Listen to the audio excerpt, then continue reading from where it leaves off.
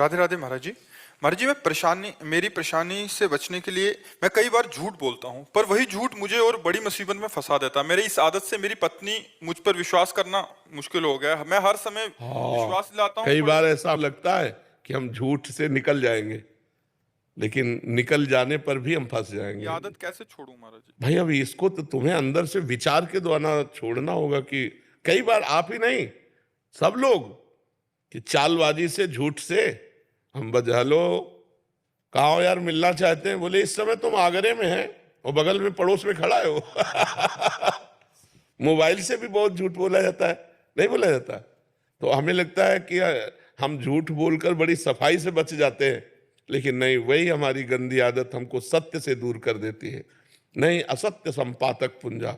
और जब झूठ पकड़ी जाएगी, पकड़ तो जाएगी ना, तो जैसे आपने कहा पत्नी ने विश्वास करना बंद कर दिया, बहुत बड़ा घाटा हो गया।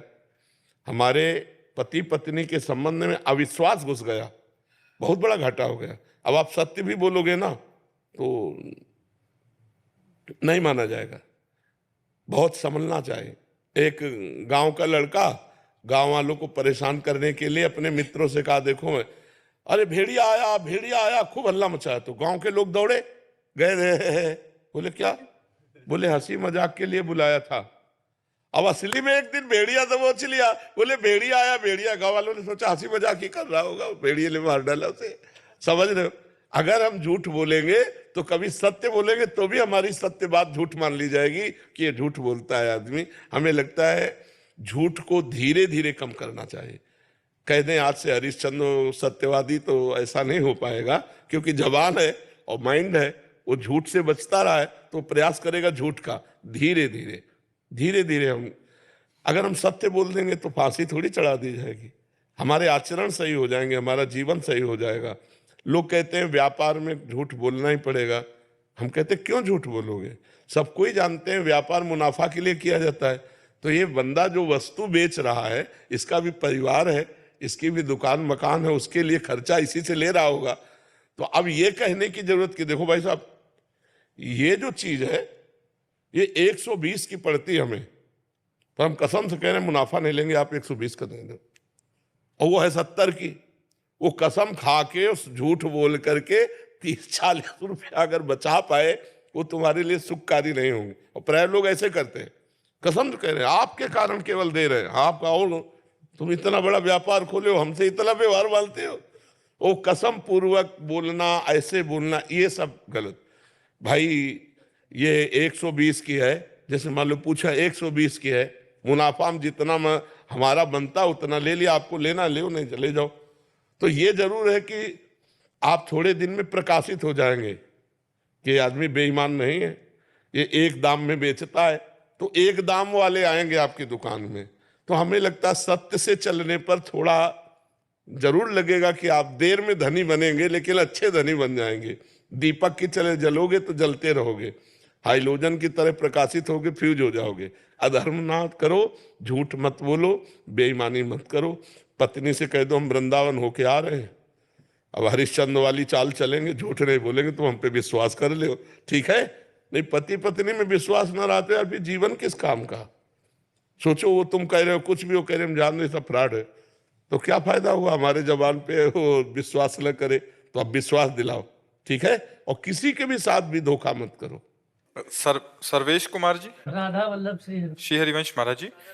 गुरुदेव भगवान, मुझे राम नाम जप में प्रीति है, अपना आराध्य देव प्रभु श्री राम जी को मानता हूँ। महाराज जी, कभी कभी ऐसा लगता है कि मैं अपनी जिम्मेदारियों पर अपने की अपेक्षा अनुरूप नहीं खरा उतर पा रहा हूँ, जबकि मैं अपने पूर्ण मनोयोग से समर्पित होकर हर संभव प्रयास करता हूँ। महाराज जी, मन खिन्न रहता है, मार्गदर्शन करें मेरी। वैसे खिन्नता अच्छी चीज है, खिन्न रहना अच्छी बात है।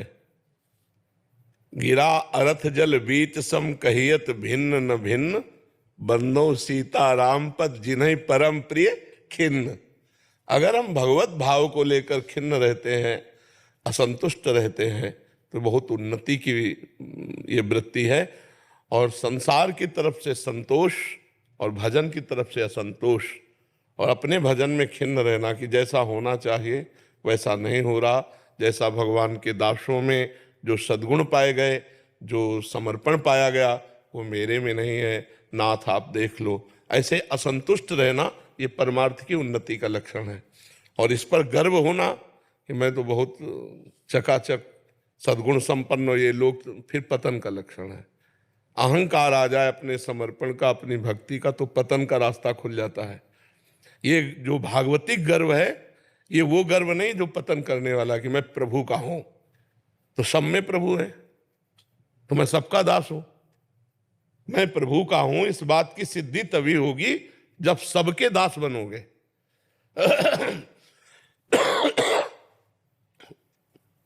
सो अनन्य गति जाके असमति न टरे हनुमंत, मैं सेवक सचराचर रूप स्वामी भगवंत। ये सब चराचर भगवंत रूप है, मैं सबका सेवक हूं, मेरे स्वामी प्रभु हैं। अस अभिमान जाय जन भोरे, मैं सेवक रघुपति पति मोरे। एक आ जाए अजीब मस्ती भक्त में होती है, एक अलौकिक उन्माद भक्त में होता है, क्योंकि उसकी दृष्टि में कोई व्यक्ति नहीं होता, भगवान होते हैं।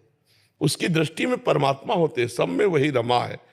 जिसको हम जप रहे हैं, जिसको हम खोज रहे हैं, वो भेष बदलकर मेरे सामने बैठा, मैं पहचान नहीं पा रहा हूं।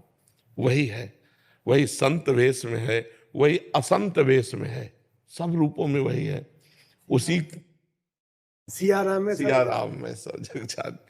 तो अच्छी बात है बच्चा, पर नाम जप करते रहो और पाप आचरण में कभी भी लिप्त मत हो, उसको भगवान की कृपा नहीं मानेंगे। महाराज जी, यद्यपि प्रश्न भागवतिक नहीं है, बट एक समस्या है जो उनके उसमें, महाराज जी, ऐसे बहुत सारे बच्चे हैं जिनको विविध प्रकार की समस्याएं हैं, फिर वो डिप्रेशन में चले। जैसे कह रहे हैं कि बचपन से शायद बाल तो ठीक थे, 10 साल में बाल उड़ गए, और कहते हैं फिर बहुत सारे लोग बच्चे उपहास करने लग गए। ऐसे ही महाराज जी कोई मोटे हो जाते हैं तो उनका उपहास करने लग जाते हैं। तो ऐसे में महाराज जी अपने मन को कैसे वो रखें कि इसमें सोचना है कि भगवान ने हमारे को ऐसा ही विधान बनाया है।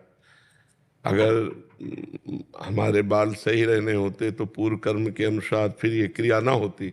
अगर बाल झड़ रहे, मान लो किसी की एक आंख खराब है, किसी का शरीर मोटा है, किसी का रूप थोड़ा सही नहीं है, अगर कोई उपहास करते तो मूर्ख बच्चे हैं जो उपहास करते हैं।